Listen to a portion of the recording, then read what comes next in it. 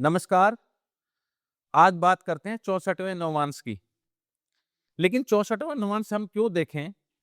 तो हम सब जानते हैं कि एक जो राशि है उसमें 30 अंश होते हैं और 30 अंशों के अंदर 9 नवमांश होते हैं। जिस प्रकार से लगन में जो राशि स्थित होती है, वही अगर राशि नवमांश कुंडली में आ जाए तो उसको हमने वर्गोत्तम कहा। इसका मतलब नवमांश कुंडली का महत्व हमारे जीवन में बहुत अत्यधिक हो गया। तो ऐसे ही संदर्भ में जो 64वां नवमांश का जो विचार है वो इस संदर्भ में किया गया कि जब भी पाप ग्रहों का गोचर इस 64वें नवमांश में आता है तो व्यक्ति के जीवन में कुछ न कुछ अशुभ घटनाएं अवश्य घटित होती हैं। लेकिन जब शुभ ग्रहों का गोचर होता है तब जातक के जीवन में शुभ घटनाएं घटित होती हैं। तो इस संदर्भ के लिए, इस बात को जानने के लिए 64वें नवमांश की बात की गई। दूसरी बात एक और है कि जो 64वें नवमांश का जो विचार है वो दशा पैटर्न में भी बहुत अत्यधिक किया जा रहा है। जिन लोगों को भी रोग, शोक, पीड़ा, दुर्घटना, धन हानि आदि होती हैं, तो 64वें नवमांश की जो स्वामी की जो दशा होती है, उस दशा में होने की प्रबल संभावनाएं होती हैं। इसलिए भी हमें 64वें नवमांश के बारे में जानने की परम आवश्यकता हो जाती है। तो अब हम 64वां नवमांश कैसे जानें, इसके बारे में बात करते हैं। मैंने बहुत सारे वीडियो देखे हैं जिसमें इसके बारे में बात की गई, लेकिन गणना के करके हमें नहीं दिखाया गया। आज हम गणना करना भी सीखेंगे। तो नियम क्या है कि जो 64वां नवमांश है वह लगन से अष्टम भाव में हमेशा आता है। क्यों आता है? क्योंकि अगर एक राशि में 9 नवमांश हैं तो 7 राशि में कितने आएंगे? 7 गुणा 9। तो 63वां नवमांश जो जो है वो समाप्त कहाँ हो जाएगा? सप्तम भाव में ही समाप्त हो जाता है। इसका मतलब अष्टम भाव में आएगा। और ज्योतिष शास्त्र में त्रिक भावों के संदर्भ में 6 8 12 के भाव संदर्भ में 8वें भाव को बहुत ज्यादा महत्वपूर्ण माना गया है अशुभता के परिप्रेक्ष्य में। तो इसका मतलब 64वां नवमांश हमेशा अष्टम भाव में पड़ता है। उसको जाने कैसे? तो देखो, किसी का भी जो लगन है, जैसे मान लो इंदिरा गांधी की कुंडली हमने यहाँ पर ली है, इनका जो लगन है वह है 3 साइन, 27 अंश और 3 कला। अगर इसके अंदर हम 7 राशि जोड़ दें, 7 राशि प्लस कर दिया, तो अब आएगा हमारे पास 10 साइन, 27 अंश और 3 कला। ये याद रखें कि मात्र 7 राशि जोड़ने मात्र से ही किसी भी ग्रह से या लगन से 64वें अंश को जाना जा सकता है। क्यों जाना जा सकता है? अभी बात करी, क्योंकि वह 7 भाव आगे होता है। क्योंकि 7 या 21 210 डिग्री फार अवे होगा, अष्टम भाव में ही हमेशा आएगा। तो जो भी लगन स्पष्ट है उसमें जो राशि है उसमें 7 राशि जोड़ दीजिए और जैसे नवमांश की गणना की जाती है वैसे गणना करने से 64वां नवमांश हमें प्राप्त हो जाएगा। तो हमें यहाँ प्राप्त हुआ कुंभ राशि में 27 अंश 3 कला। तो यहाँ पर जिनको नवमांश की गणना करनी आती है उनके लिए तो आसानी है। तो इसका मतलब यहाँ कुंभ राशि हुई। तो कुंभ राशि में कौन सा नवमांश है? 9वां नवमांश है। तो मिथुन, तुला, कुंभ 3 7 11 राशियों में तुला राशि से नवमांश गिना जाता है। तो तुला से तुला 1 हो गया। तो 7 8 9 10 11 12 1 2 3, इसका मतलब 3 नंबर, यानी कि मिथुन राशि जो है उसमें 64वां नवमांश पड़ेगा। ये जानकारी हमें मिल गई। तो अब 64वें नवमांश का स्वामी कौन हो जाएगा? बुध हो जाएगा, क्योंकि वहां पर राशि मिथुन आ रही है। अब इसी को कैसे जाने कि कैसे फल देता है? तो जानने का सबसे अच्छा तरीका है कि जब भी कोई ग्रह लगन कुंडली से जो हमारा अष्टम भाव है इसमें गोचर करते हुए आए, जैसे मान लीजिए किसी का गोचर करते हुए शनि आया। अभी शनि कुछ समय पूर्व देख लीजिए कि कुंभ राशि में ही चल रहा था, मार्च 2025 से पहले पहले। तो उस समय जिनका भी कर्क लगन है उनके पिछले 2.5 वर्षों में 64वें नवमांश से शनि जरूर गुजरा होगा। जिनका 3 अंश 20 कला तक का लगन था तो उनके शुरू के 3 महीने 10 दिन के अंदर गुजरा। जिनका 6 40 तक था तो 6 महीने 20 दिन तक गुजरा। इस प्रकार से गणना की जा सकती है।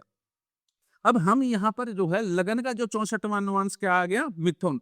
तो एक तो तरीका है ये गणना करने का, और एक गणना करने का और अच्छा तरीका है जिसको हम चुटकियों के अंदर जैसे बोलते हैं, हम 64वां नवमांश जान सकते हैं। तो लगन का जो नवमांश है पहले उसका पता कीजिए। लगन क्या है? कर्क राशि का।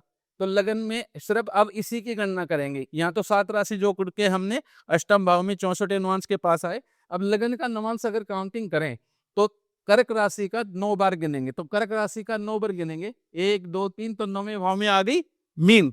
इसका मतलब लगन में D9 में मीन राशि का लगन बन रहा है। तो ये जो कुंडली है, लगन कुंडली, ये 360 डिग्री को रिप्रेजेंट करती है, यानी कि हर भाव में 30 अंश होते हैं। लेकिन जो नवांश कुंडली है वह उसके अंदर क्या है, हर भाव की वैल्यू कितनी है, 3 अंश 20 कला के बराबर ही होती है। तो वहां अगर 64वां नवांश में अगर हम 12 का भाग दे दें, 64वां नवांश अगर हमें जानना है तो 12 पंजे 60, यानी कि 4 भाव आगे 64वां नवांश लगन से हमेशा होगा नवांश कुंडली के आधार पे। तो मेन लगन बना D9 में, तो वहां से 4 गिनेंगे, 12, 1, 2, 3, 4, 64वां नवांश क्या है, मिथुन, और मिथुन ही हमारे पास यहां पर आया। तो इसको हम चुटकियों में भी जान सकते हैं कि प्रत्येक नवांश कुंडली जो होती है किसी भी व्यक्ति की, उससे चतुर्थ भाव में जो राशि पड़ती है उस राशि का स्वामी 64वें नवांश का स्वामी कहलाता है। ये एक नियम और अलग से हम जान सकते हैं। इससे हम क्या होगा, क्रॉस चेक भी कर सकते हैं कि हमने 64वां नवांश सही निकाला है या नहीं निकाला। अब आते हैं फलित की बात करते हैं। तो श्रीमती इंदिरा गांधी जी की जो मदर हैं, उनकी जो डेथ है वो 28 जून 1936 को हुई है। तो 28 जून 1936 को जो घटना घटेगी, तो वो क्यों घटेगी और किस लिए घटनी चाहिए? ज्योतिष शास्त्र का नियम है कि जब भी पापक ग्रह शनि, राहु, केतु आदि जब 64वें नवांश से गुजर रहे होते हैं, तो दो में से एक फल अवश्य मिलता है। या तो परिवार का कोई सदस्य बहुत ज्यादा बीमार हो जाएगा और बीमार होने के कारण, हॉस्पिटलाइज होने के कारण बहुत ज्यादा एक्सपेंडिचर होता है, कई बार सर्वाइव कर सकता है। अन्यथा किसी की मृत्यु होना या मृत्यु तुल्य कष्ट होना असंभव नहीं प्रतीत होता, संभव हो जाता है। ये इसकी खासियत है।